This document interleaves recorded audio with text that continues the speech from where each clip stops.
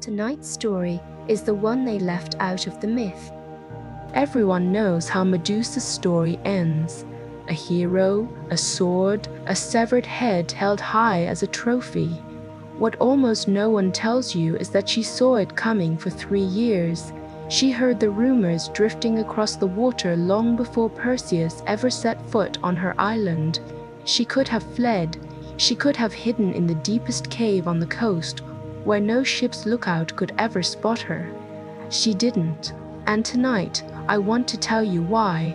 Let's go back. Not to the temple, not to Poseidon, not to the moment Athena's curse took her hair and turned it into something the world would spend 3,000 years being afraid of. You already know that part. Let's go further, to a version of the story almost no one bothers to imagine: the exile, the years, the gears.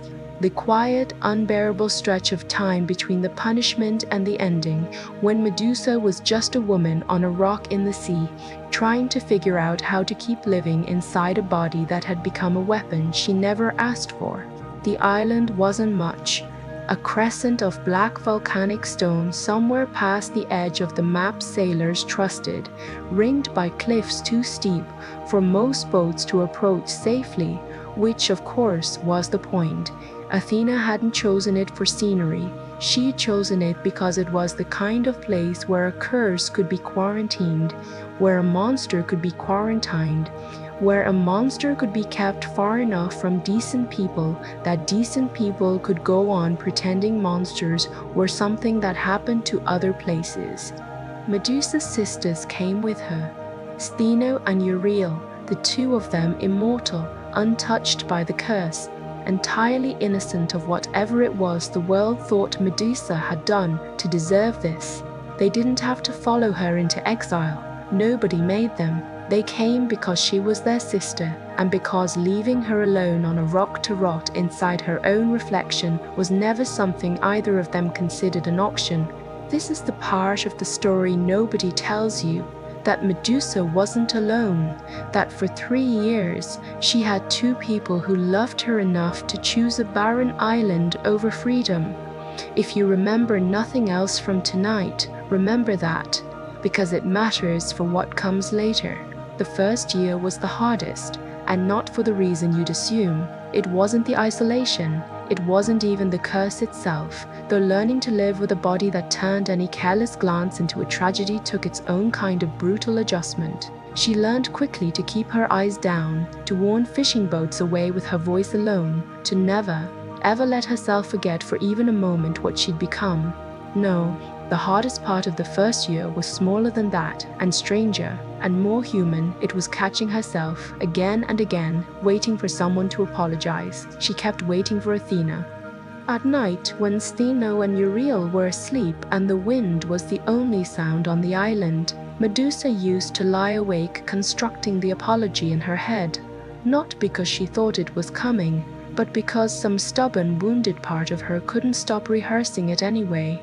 She imagined the goddess arriving on the shore in the grey hour before dawn, wings of some borrowed bird folding down into human shoulders, her grey eyes finally softening. "It was wrong," the imagined Athena would say. "You didn't do anything. I punished the wrong person, and I have come to undo it." It never happened. Of course, it never happened. Gods, Medusa came to understand, do not apologize, not because they're incapable of being wrong, but because admitting fault to a mortal would mean admitting that mortals are owed something.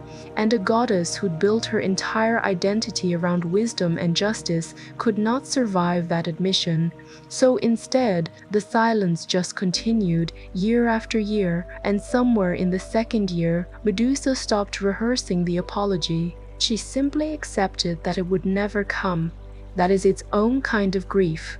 Not the grief of losing someone, but the grief of accepting that the person who hurt you will never, not once, call it what it was. By the second year, something had shifted in her that even her sisters noticed. She stopped flinching at her own reflection in the tide pools. She started, in her own quiet way, to reclaim the island, not as a prison, but as hers. She learned which caves stayed cool in the brutal midday heat. She learned to read the weather off the color of the water at dusk. She and Uriel built a kind of garden in a sheltered ravine where the wind couldn't strip the soil, coaxing stubborn herbs and root vegetables out of ground that had never been asked to grow anything before. It wasn't a happy life, but it was becoming, in the strange arithmetic of survival, a life hers, chosen in the only way anything can be chosen when the bigger choices have already been made for you by people with more power than you'll ever have. There's a moment from that second here that I think about more than almost anything else in this story, and it never appears in any of the old texts because it's small, and myths rarely bother themselves with small things. A single fishing boat, blown off course in a storm, washed up on the island's rocky south shore. One sailor survived, young, maybe 17, half drowned, terrified, certain he'd been shipwrecked on the monster island the old sailor stories warned him about. Medusa found him first. She could have looked at him, one glance, and the story would have ended there, and no one would ever have known. One more sailor lost to the sea, nothing unusual, nothing anyone would investigate. She didn't.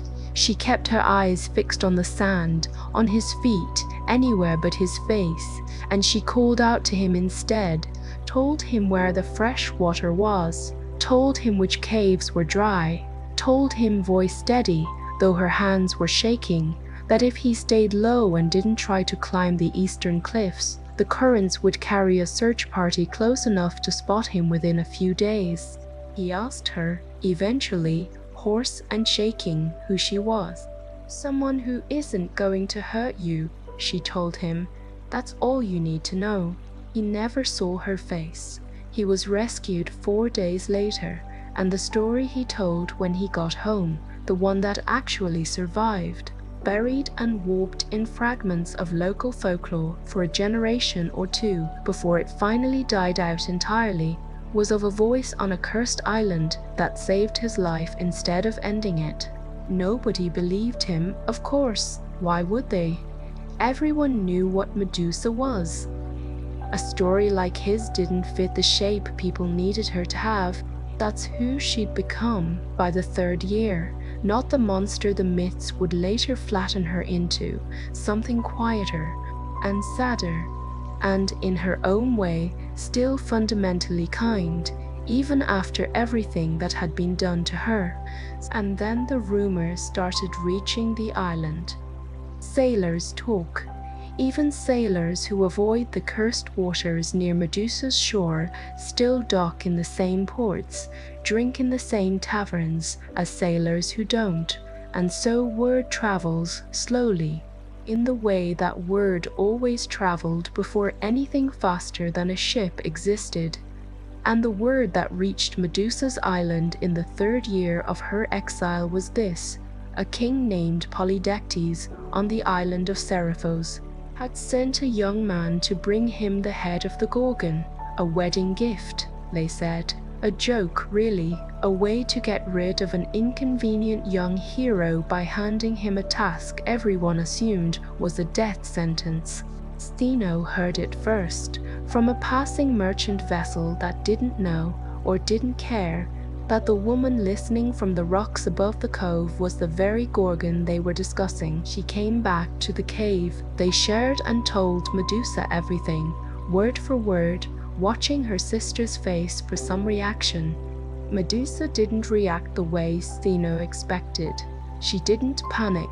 She didn't ask how long they had, or whether they should move deeper into the island, or whether it was finally time to build the kind of defenses they'd talked about years ago and never gotten around to constructing.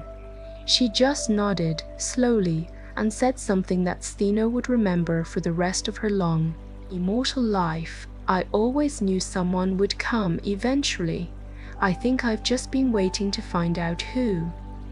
This is the part of the story where I need you to sit with something uncomfortable for a moment, because I think it's the part that got erased first, the part that made her easiest to simplify into monster instead of person.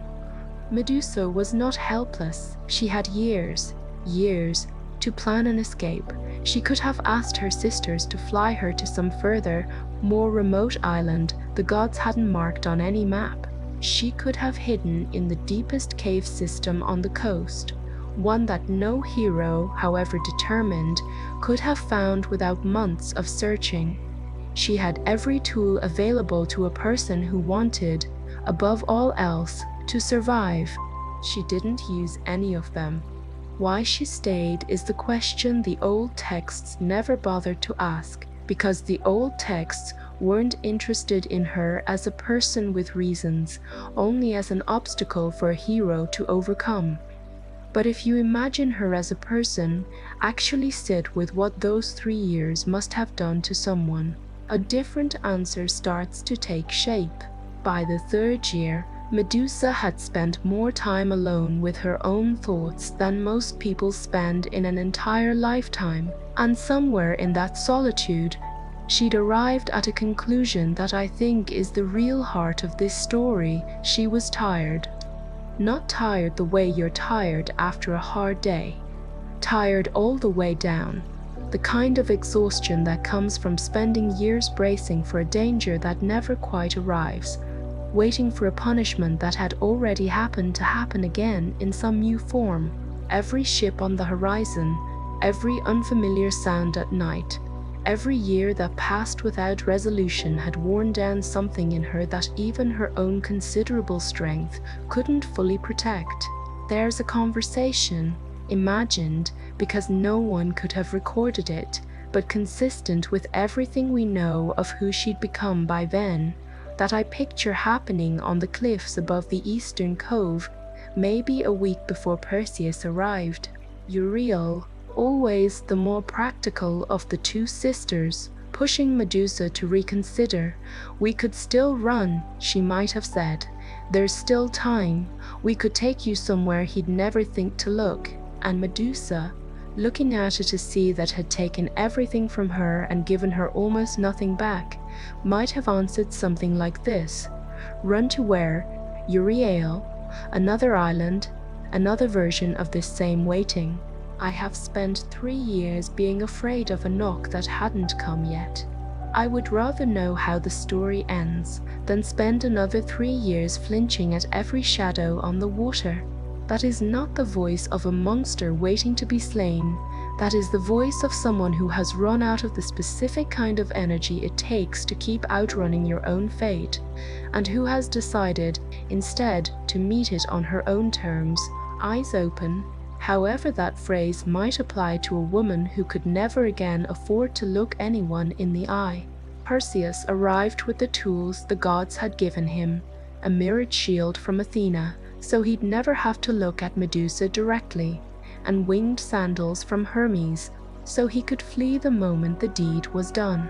He found the cave. He found the sisters sleeping, Stheno and Uriel curled together the way they'd slept every night since the exile began, immortal and unaware that this particular dawn was different from every other.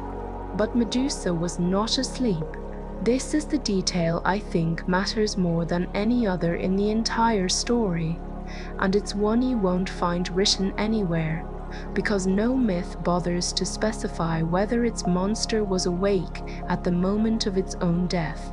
I choose to believe she was. I choose to believe that in the hour before Perseus crept into that cave, Medusa was sitting near the mouth of it, looking out at a sky just beginning to lighten at the edges, and that she heard the faint, unfamiliar scrape of sandals on stone long before Perseus ever saw her. She could have called out, could have woken her sisters, could have turned her face toward him before he ever raised the shield, could have ended this on her own terms in the most literal sense possible. She didn't. And here is where I think we finally arrive at the actual truth buried under 3,000 years of the same recycled story. She let him do it carefully. She kept her eyes lowered, not out of fear, not by that point, but out of something closer to mercy, because even in her last moment, Some stubborn part of her didn't want an ordinary young man carrying the weight of having looked into her eyes and lived only by luck. She'd spent 3 years learning to protect people from what she'd become, even when what she'd become had nothing to do with any choice she'd ever made. That instinct didn't leave her, even at the very end. Perseus struck once. It was, by every account that survives, quick. What happened after is the part everyone remembers. The head, the winged horse Pegasus born from her blood in a piece of mythology, even stranger than everything that came before it. Perseus carrying his trophy across the world, using it as a weapon against enemies who'd never harmed him, eventually gifting it to Athena, who mounted it on her own shield as a symbol of protection for the rest of mythological history. The goddess who cursed her wore her face as armor. That detail alone should tell you everything about how these stories get written, and by whom, and for whose benefit. But here's what almost never gets told. Stheno and Uriel woke to find their sister gone, and grief that old texts don't have language for. Because immortal grief was never a subject the old poets were much interested in exploring. They searched the island for days, refusing to believe it, until the blood on the cave floor and the absence that refused to fill itself back in finally forced them to understand. There's no myth that tells you what the sisters did next. So let me offer you this, not as history, but as the kind of ending I think Medusa deserves. I like to imagine that Stheno and Uriel stayed on that island for a long time afterward, not out of obligation, not because anyone made them, but because it was the last place their sister had been herself. Free, in whatever narrow, hard-won way a woman punished for someone else's crime could ever be free.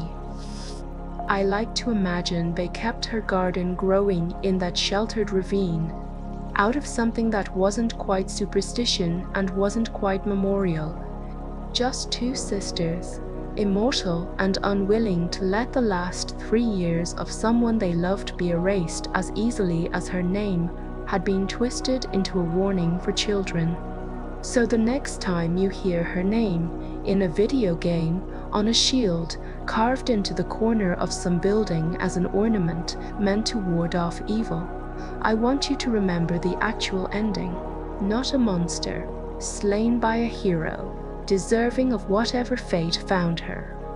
A woman who had already survived the worst thing that could happen to her once, who spent 3 years rebuilding some version of a life out of the wreckage, and who, when the ending finally came for her, chose, as much as anyone in her position could ever choose anything, to stop running and to meet it with whatever dignity 3 years of exile had left her. That's not a monster's story. That's just a person's story, the kind the old myths were never particularly interested in telling, until now. That's tonight's story. Sweet dreams, and I'll see you tomorrow night.